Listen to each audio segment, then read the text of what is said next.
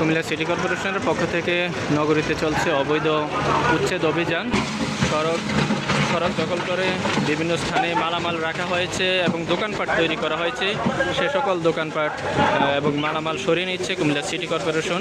এখানে অভিযান পরিচালনা করছেন সিটি কর্পোরেশনের ভারপ্রাপ্ত প্রধান নির্বাহী কর্মকর্তা মোহাম্মদ আল মামুন এবং জেলা প্রশাসনের একটি টিম এবং বাংলাদেশ সেনাবাহিনীর সদস্যরা উপস্থিত আছেন। এবং কুমিল্লা নগরীর কান্দিরপাড় থেকে অভিযান শুরু হয়ে এই লাকসাম রোড, বর্তমান অভিযানটি চলমান আছে রাজগঞ্জ এলাকায়।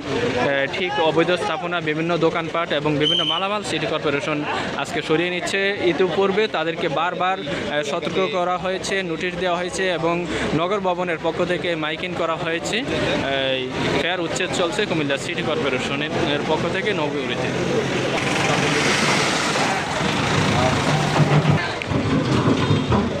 এই অভিযানের শুরুতেই গণমাধ্যমে কথা বলেছেন নির্বাহী ম্যাজিস্ট্রেট আব্দুল আল মামুন। তিনি জানিয়েছেন তাদেরকে ইতিপূর্বে নোটিশ করা হয়েছে এবং নগরীতে বেশ কয়েকদিন ধরে সতর্ক করা হয়েছে এবং তাদেরকে মাইকিং করা হয়েছে যেন কোনো সড়ক দখল করে অবৈধ স্থাপনা না করা হয়, দোকানপাট না বসানো হয় এবং কোনো মালামাল না রাখা হয়।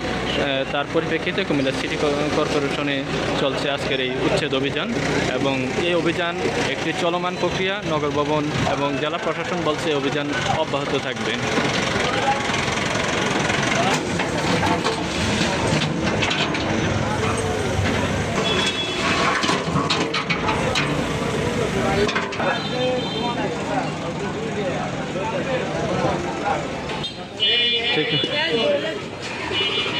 নগরীর হাঁটার রাস্তা দখল করে এখানে ইট বালি রাখা হয়েছে। এই মালিককে খুঁজছে এখন প্রশাসন। একটু পরেই নির্বাহী ম্যাজিস্ট্রেট যে সিদ্ধান্ত নেবেন তা চূড়ান্ত করা হবে।